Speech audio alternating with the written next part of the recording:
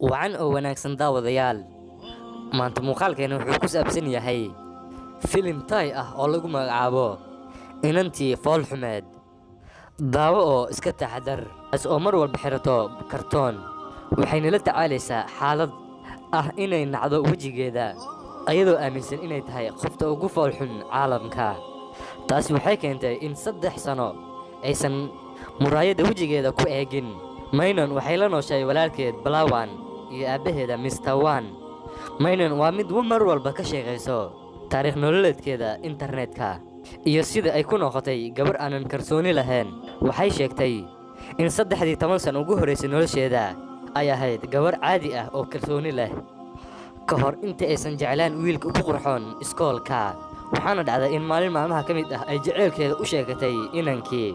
laakiin nasiib xumo inankii ayaa ka diiday hadiyadiina dhulka ayuu ku dhuftay waxa uuna u sheegay inay tahay gabadhii ku farxumeed uu abid arko asxaabtiisa dhan ayaa ka daba tiraahday ereygii ahaa inay tahay gabar fool xun waxayna kor ugu dhawaaqeen waad fool xun tahay laakiin ayadoo niyad jabsan ayay ka soo tagtay meeshii waa ayna diiday inay iskoolka mar kale ku laabato waxayna bilaabatay in ay kartoon wajigeeda ku dabasho maalintii xigtay Mr. Bang ayaa hospitaalka aaday si uu dhakhtarku ugu hadlo xaaladda inantiisa dhakhtarka ayaa u sheegay in inantiisa ay hayso xaalad lagu magacaabo hikikomori waxayna ku dhacdaa dadka da'da yar waxayna sababtaa in ay bulshada ka dhex baxaan dhakhtarka ayaa kula taliyay inuu iskuulka geyso inantiisa cod dheer ah Mr. Ban ayaa carruurtiisa ka codsaday inay dhegaystaan waxa uuna u sheegay inay iskuul aadi doonaan laakiin inantiisa ayaa ku mucaaraday waxayna u sheegtay inuu necban yahay maadaama ay iskuul geynayso waxayna bilowday inay oyso maalintii ugu horeysay iskoolka aabahood ayaa keenay Maynon markay gaadhi ka soo degday durbadiiba waxaa qabtay indhaha ardayda ayay soo jiidatay maadaama ay kartoon madaxeeda ku sidato Maynon ayaa wareertay waxayna bilowday in ay dhulka ku dhacdo durbadiiba waxaa ka soo gaaray in lagu magacaabo Minton oo asagana koofid madax ku sito laakiin durbadiiba Maynon waa ka carartay ayadoo ordayso waxa ay ku kor dhacday inanka ku aansan iskoolka lagu magacaabo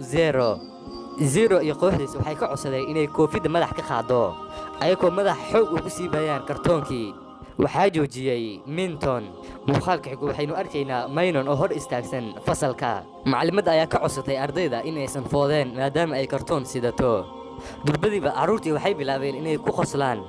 isla markaasna ay ku shactiraystaan laakiin Maynon ayadoo xanaaqsan waxay fadhiisatay kursiga ugu dambeeyo ee fasalka laakiin markii la gaaray xilligii bareega ahaa ayadoo quraacanayso waxaa u yimid dhowr arday ah waxayna bilaabeen inay ku qasbaan inay kartoonka madaxeeda ka qaado ugu dambayn Maynon waa ay ka carartay quraacdeedii banaanka ayay fadhiisatay ayadoo keli ah durbadiiba waxaa u imaaday Minton waxa uu u keenay rooti maadaama aysan quraacan waxayna u sheegtay inaysan beri iskoolka imaan doonin maadaama si aad ah loo foodeeyay laakiin Minton ayaa ku dhiirigeliyay inay iskoolka timaado iskoolka marka uu soo dhamaaday Minton iyo Zero ayaa wada kulmay maadaama Minton uu ka celiyay inantii waxayna bilaabeen inay isdiriraan laakiin Maynon ayaa kor ka aragtay ayagoo isdirirayo Minton waa ka guuleystay taasoo keentay in Zero uu horay u wato inantii Maynon ahayd wuxuuna bilaabay inuu si xoog leh kartoonka wajigeeda uga qaado si uu arko wajigeeda laakiin waxaa mucjiso noqotay inuu arko inay tahay gabar qurux badan waxa uu isweydiiyay sababta ku kaliftay inay wajigeeda daboosho laakiin Maynon waxay aaminsan tahay in sababta uu eegayo ay tahay inay fool xun tahay durbadiiba Maynon waa ay suuxday muuqaalka xigu waxaynu arkaynaa ayadoo ka soo kacday hospitaalka markii ay soo kacday waxay bilowday inay argagaxdo maadaama aysan kartoon wajigeeda ku xirin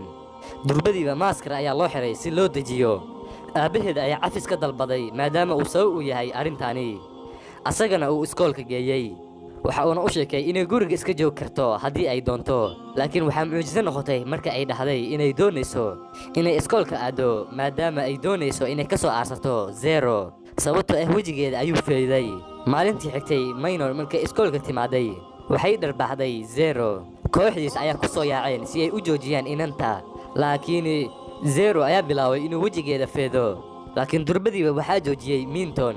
waxayna bilaabeen inay diriraan waxaa sidoo kale faafay warar sheegayo in laba inan ay isku dagaaleen gabar waji kartoon leh Minton iyo Zero ayaa bilaabay in isla doodaan. Mintonna wuxuu ku doodayaa in Maynon ay tahay saaxiibtiisa, laakiin Zero ayaa sheegay in Maynon ay tahay gabar fool xun, taasi oo Maynon soo xasuusisay dhacdadii yaraanteeda ahayd. Waxayna bilowday inay suuxdo. Habeenkii xigay, Maynon waxay aragtay daaqadii oo furan. Durbadii waxaa ka soo dhacay inankii Zero ahaa, waxa uuna ka codsaday inay cafiso maadaama uu ku yiri inay fool xun tahay. Waxa uuna sidoo kale u sheegay inay qurux badan tahay, laakiin Maynon waa ay aamini weysay. Waxayna bilowday inay internetka wejigeeda dhigto. Durbadiiba dadkii ayaa u sheegay inay qurux badan tahay, aysanna weligood arkin gabar saan oo kale u qurux badan. Maynon waxay aamintay in dadka ay run sheegayaan ayna qurux badan tahay. Markii ugu horeysay muddo 3 sano ah, Maynon waxay bilowday inay muraayada wejigeeda ku eegdo, bal inay dadkaani run sheegayaan. Waxayna la fajacday markay aragtay inay qurux badan tahay. Maalintii xigtay, Maynon waxay iskoolka aaday ayadoo aanan kartoon wejigeeda ugu xirnaan. Markay iskoolka timaaday, ardaydii oo dhan waxay bilaabeen inay ka maseeraan quruxda Maynon. Muuqaalkana meeshaas ayuu ku eg yahay daawade.